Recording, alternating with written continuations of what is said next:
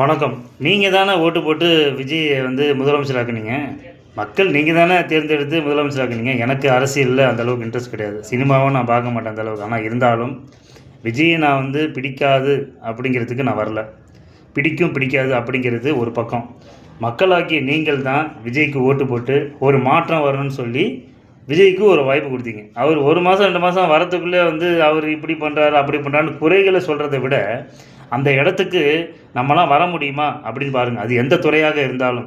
அது சினிமாவாக இருக்கட்டும், எந்த துறையா இருந்தாலும் மக்கள் மனசுல இடம் பிடிச்சு, மக்கள் ஓட்டு போட்டு ஒரு முதலமைச்சரா வராங்க அப்படின்னா, அவங்க வந்துட்டாங்கல்ல, வந்ததுக்கப்புறம் அவங்கள நீங்க ஆதரிக்கலாம் வேணாம். ஆனா அதே சமயத்தில அவர் என்ன பண்றாருன்னு வாட்ச் பண்ணுங்க. ஒரு 2 மாசத்துக்குள்ள அவர் இப்படி பண்றாரு, அப்படி பண்றாருன்னு குறைகள தான் சொல்றதுக்கு ஒரு 10 பேர் நிக்கிறீங்களே தவிர, இது என்ன பண்ணி முடிச்சு, என்ன சாதிச்சாரா? அதுக்கப்புறம் அடுத்த வாட்டி வாய்ப்பு குடுக்கலாமா? என்னென்ன குறைகள் இப்போ பண்ணிக்கிட்டு இருக்காரு அப்படின்னு சொல்லி, பின்னாடி தான் பார்க்கணும். முன்னாடியே பார்த்து நம்ம புலம்பி எந்த ஒரு பிரயோஜனமும் கிடையாது.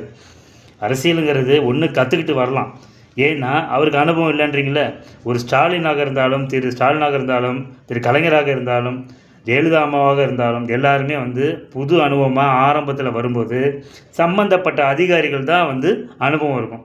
கீழ வேலை செய்ற பணியாளர்கள்லேருந்து, அலுவலர்கள்லேருந்து, அதிகாரிகள் வரைக்கும் அவங்களுக்கு அனுபவம் ஜாஸ்தியா இருக்கும். அந்தந்த துறையில. அப்ப அந்தந்த இடத்துல அவரு அங்க போகுது, அமைச்சர்களுக்கு கன்சல்ட் பண்ணி வந்து எந்தெந்த இடத்துல என்னென்ன குறைகள் என்னென்ன பண்ணலாம் அப்படின்னு சொல்லி அவர் பேசி முடிவு பண்ணி தான் ஆலோசனை பெற்று வெற்றி காண முடியும். அந்த தோல்வியாக இருந்தாலும் அது சரி செய்ய முடியும்.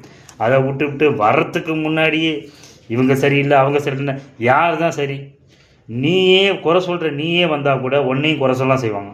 அதனால் குறை சொல்வதை விட்டுவிட்டு கொஞ்சம் காலம் கடந்து பார்ப்போம். எப்படி செய்கிறாங்க, என்ன மாதிரி நல்வழிப்படுத்துகிறாங்க, எப்படி அவங்களுடைய ஒழுக்க குறைபாடுகள் எப்படி இருக்காங்கன்னு சொல்லி பாருங்கள். குறைகள் செய்வது வேஸ்ட், குறை சொல்கிறது கூடாது.